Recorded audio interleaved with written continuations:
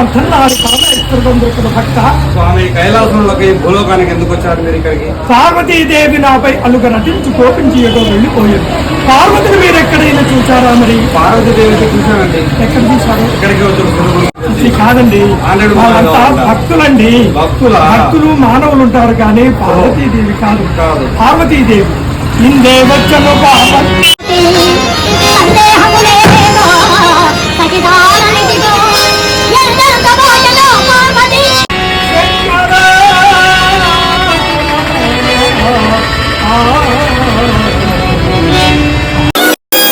పేరు పార్వతీదేవి కదా.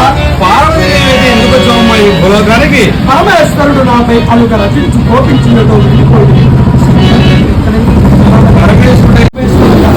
పరమేశ్వరుడు త్రినేత్రవాణి త్రిశూలవాణి చర్మాంగధారి రుద్రాక్షమాలిక పురంధరుడు కాశీ